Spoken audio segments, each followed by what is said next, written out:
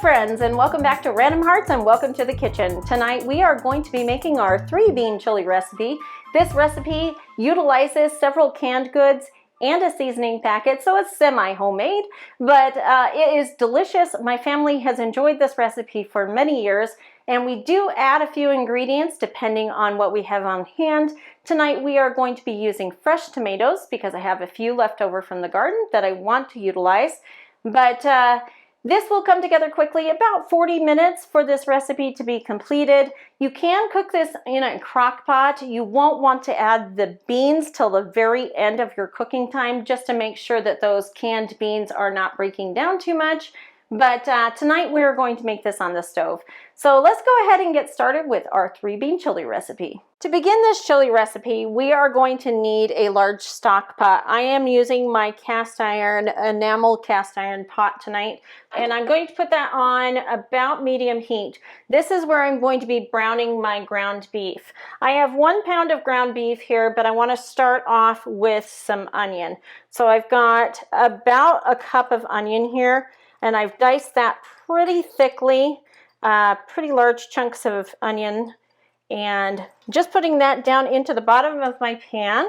And then I'm going to take that 1 pound of lean ground beef and I'm going to break that up into the bottom of my pan. I want to get that browning up first. That is my first step in this chili process. I wasn't sure I wanted to share this video because it is not technically my recipe.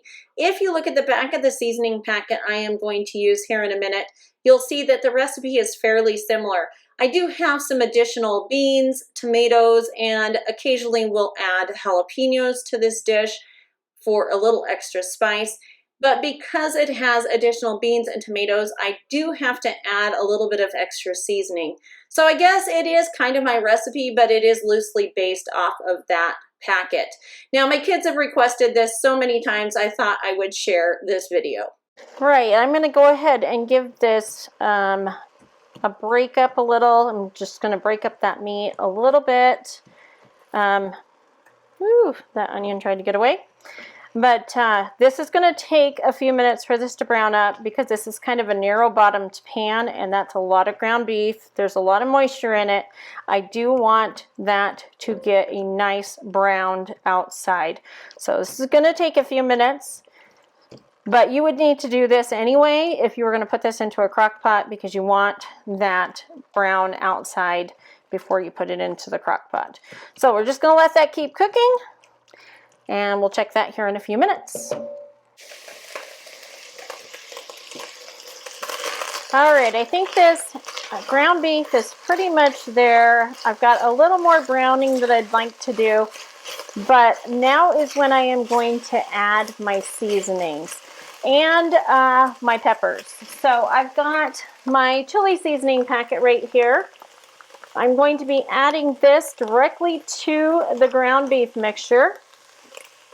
And I want those spices to get toasted a little. So I want to keep my heat at that medium temperature. Just going to mix that into the ground beef. Then I am going to give that about 30 seconds to a minute to heat up.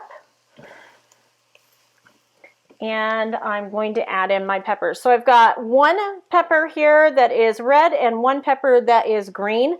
Sometimes I will mix that up depending on what I have. Occasionally I will use jalapenos in this as well, but I did not want to use that tonight and I had a red pepper that needed to be used. So I'm going to dump both the red pepper and the green pepper in there. I have fairly large chunks again, and we're just going to put those straight into that beef mixture. Give that a quick stir, and then I will be adding 2 15-ounce cans of fire roasted diced tomatoes. And then I am using some of my fresh tomatoes from my own garden tonight. So I've just got some of my tomatoes that were green a few weeks ago when I pulled them off, but they have turned red indoors. They're not usually the tastiest when they turn red inside, so I do like to put them into cooking whenever I can. Those were just diced up and quartered. So we're just going to give that a quick stir. And then I'm going to add in our beans. We've got a can of black beans, a can of pinto beans, and a can of kidney beans. They're all about 15 ounces, and I want those to go directly into the pot of chili. So I'll have to get a rubber scraper to get the rest of those out, but we'll get those in there. And that's pretty much all there is to it. We want to let that sit and all those flavors to incorporate. Put the lid on, and like I said, we're at medium low and we want to keep it there. Our chili has now been sitting on medium low for about 15 minutes, about 10 to 15 minutes. I'm going to continually want to stir the bottom of this pot because it is very warm still from being at that higher heat level. But you'll see that my green peppers are starting to break down a little, or losing a little bit of their color. Those fresh tomatoes are starting to break down as well. And we just want to continue letting that cook. Now I am going to add a couple extra ingredients here. I'm going to be adding some smoked paprika, about a ½ teaspoon of that. I'm going to put that directly into my chili. And I am also going to be using some additional chili powder. Because that seasoning packet is meant for 1 can of tomatoes, and I use 2, and I have additional beans in there, I am using a little extra chili powder just to season that up. So we'll stir that in, get the lid back on it, and continue to cook. All right, this has been cooking now for about 40 minutes. I've got pretty good consistency here. Looks great. Peppers are just about done. Tomatoes are nice broken down. I could let this continue cooking for another 10 to 15 minutes to add a little more flavor, break down those vegetables a little more, but we are ready to go ahead and serve this up. Well, friends, that's going to do it for tonight. We have made our 3-bean chili recipe. We utilize several ingredients from the grocery store that helps to make this go a lot quicker. And the seasoning packet also helps with that. Now you could definitely add your own seasonings to this. You can add a few more extra seasonings like I did tonight with the paprika and the extra chili powder.